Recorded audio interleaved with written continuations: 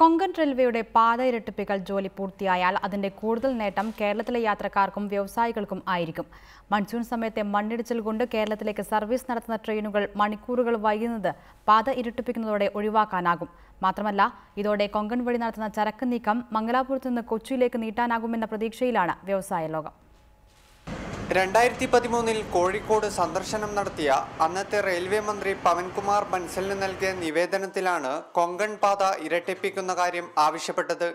പിന്നീട് തുടർ നടപടികൾ കൈക്കൊള്ളാൻ കൊങ്കൺ റെയിൽവേ കോർപ്പറേഷന് വിടുകയായിരുന്നു.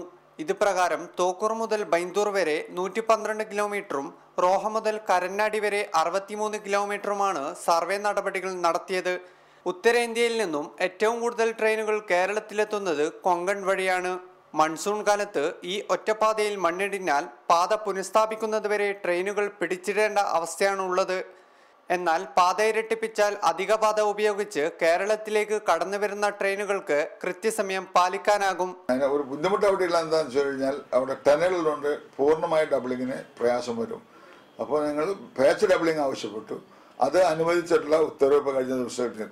പാത ഇരട്ടിപ്പിക്കൽ ജോലി പൂർത്തിയാകുന്നതോടെ കൊങ്കൺ പാതയിൽ നടത്തുന്ന ചരക്ക് നീക്കമായ റോൾ ഓൺ റോൾ ഓഫ് സമ്പ്രദായം മംഗലാപുരത്തു നിന്നും കൊച്ചിയിലേക്ക് നീട്ടാനാകുമെന്ന പ്രതീക്ഷയിലാണ് കേരളത്തിലെ വ്യവസായ സമൂഹം. ചരക്ക് നീക്കം നീട്ടുന്നതോടെ ഗതാഗതക്കുരുക്കിന് മാത്രമല്ല ചരക്ക് വില ഗണ്യമായി കുറയാനും സഹായകമാകുമെന്ന് വ്യാപാരികൾ പറയുന്നു. വി നസീബ്, റിപ്പോർട്ടർ, കോഴിക്കോട്.